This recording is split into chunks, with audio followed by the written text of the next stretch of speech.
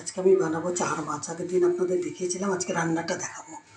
এই যে তেল দিয়েছি কড়াইয়ে, এই যে মাছ, আলু। আগে মাছটা ভেজে নিই, তারপর সব দেখাবো। মাছটা ছেড়ে দিচ্ছি।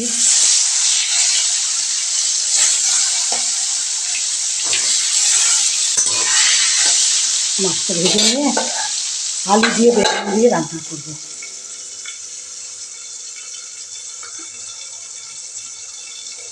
এই যে মাছ ভাজা হচ্ছে, আরও ভাজা হচ্ছে। এই যে বেগুন দেবো, বেগুন, আলু, পেঁয়াজ কুচি একটু দেবো, খুব ভালো হয় খেতে। তাহলে জিরে বাটা, আদা বাটা, ঝালের গুঁড়ো, হলুদ গুঁড়ো, জিরে দেবো, আর হচ্ছে কালো জিরে দেবো, আর শুকনো লঙ্কা। মাছটা ভাজা হয়ে গেছে, এবার নাড়িয়ে দেবো।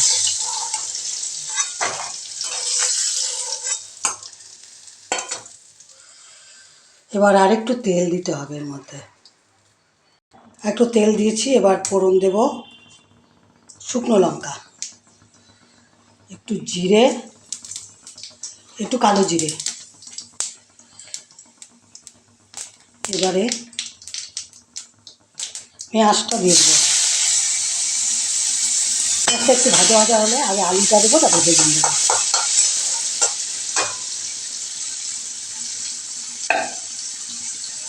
তো আলুটা ছেড়ে দিলাম।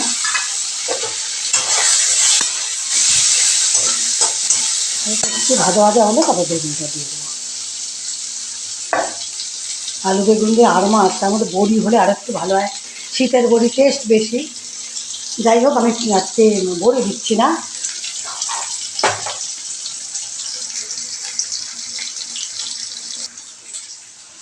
এবারে বেগুনটা দিয়ে দেবো।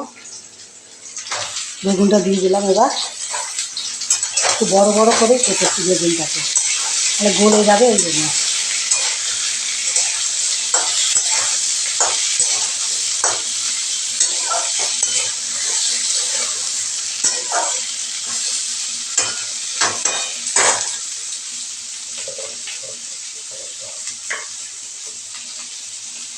এবারে একটু নুন দিয়ে দিলাম।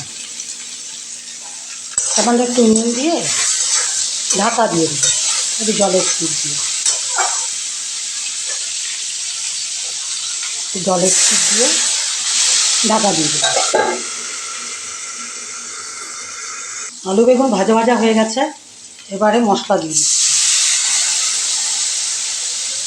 জিরে, লঙ্কা, হলুদ, আদা, নুন। পেঁয়াজ দেওয়া আছে, ওই জন্য মিষ্টি দেওয়ার দরকার নেই। পেঁয়াজটা একটু মিষ্টি মিষ্টি, মিষ্টি দেওয়ার দরকার। আর যারা মিষ্টি মিষ্টি একটু মিষ্টি না, তারা দিতে পারেন মিষ্টি। আমি এই মিষ্টিটা দিলাম না।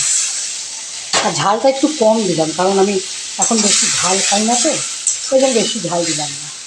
ঝালটা দিলে রঙটা ভালো হয় আর কি, বেশ টকটকা রঙ হয়। মশলাটা এবার ভাজা ভাজা হবে। পরিমাণ মতো ঝোল দিয়ে দিয়েছি। এবারে মাছটা ছেড়ে দেব, একবারে সেদ্ধ হয়ে যাবে মাছটাও। ভালো হয়েছে, রঙটা সুন্দর হয়েছে। এবার ঝোলটা ফুটুক। আমার মাছের ঝোল রেডি হয়ে গেছে। মাছের ঝোল। আমার এই রেসিপিটা যদি ভালো লেগে থাকে, লাইক, কমেন্টস, সাবস্ক্রাইব করে বেল বাটনটা টিপে দেবেন।